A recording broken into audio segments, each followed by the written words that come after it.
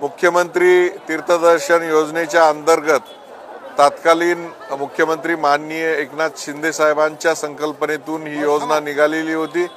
माननीय देवेंद्र फडणवीस साहेब, माननीय अजितदादा या सर्वांनी मिळून या योजनेला पाठिंबा दिला होता आणि आज नांदेड इथून 800 यात्रेकरूंची पूर्ण टीम घेऊन इथलेच आमचे धडाडीचे समाज कल्याण अधिकारी माननीय मिनगिरे साहेब आणि समाज कल्याणची सर्व लोक आज निघालेले आहेत। मनापासून सर्व यात्रेकरूंना शुभेच्छा देतो। आयुष्यात जन्माला आल्यानंतर काशी बघितली पाहिजे, अयोध्येला गेलं पाहिजे आणि प्रभू रामचंद्र आमचं हे दैवत आहे। या दैवताचं मंदिर झालेलं आहे आणि या उतारत्या वयामध्ये माननीय एकनाथ शिंदे साहेबांनी हा जो निर्णय घेतलेला होता, या निर्णयामुळे या सर्वांना आज अयोध्या असेल, काशी असेल, इथं सर्वत्र जायला मिळत आहे। मी विशेषतः समाज कल्याण विभागाचं मनापासून अभिनंदन करतो की अतिशय चांगली त्यांनी व्यवस्था केलेली आहे। डॉक्टरांची टीम त्यांच्याबरोबर आलेल्या यात्रेकरूचं प्रत्येकाचा हार घालून तुळशीच्या माळा देऊन त्यांचं स्वागत करण्यात येत आहे। प्रत्येकाला आयडेंटिटी कार्ड देण्यात आलेले आहेत आणि आल्याबरोबर इथं नाश्त्याची व्यवस्था करण्यात आलेली आहे।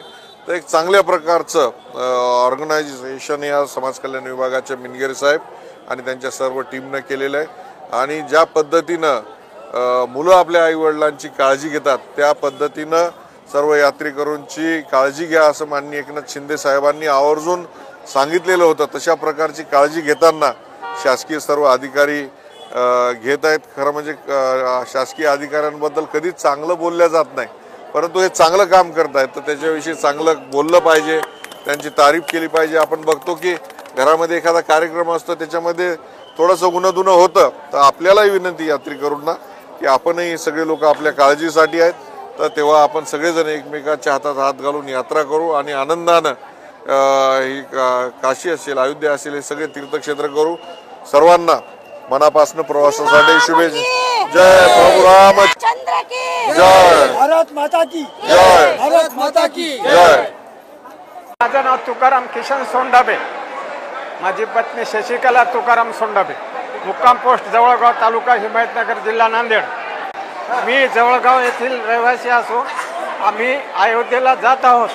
शासनातर्फे आमची पूर्ण व्यवस्था आहे, शासनातर्फे आमची पूर्ण व्यवस्था आहे। नाश्ता पाणी राहण्याची जेवण्याची पूर्ण व्यवस्था शासनातर्फे झालेली आहे। आम्ही रामलल्लाच्या दर्शनासाठी खूप आतुरतेने वाट पाहत होतो, पण आता शासनामार्फत आमची जाण्याची आणि देवदर्शनाची पूर्ण व्यवस्था झाली आहे। त्याबद्दल आम्ही समाज कल्याण आणि महाराष्ट्र शासनाचे उपमुख्यमंत्री आणि मुख्यमंत्र्याचे आम्ही हार्दिक आभार करतो।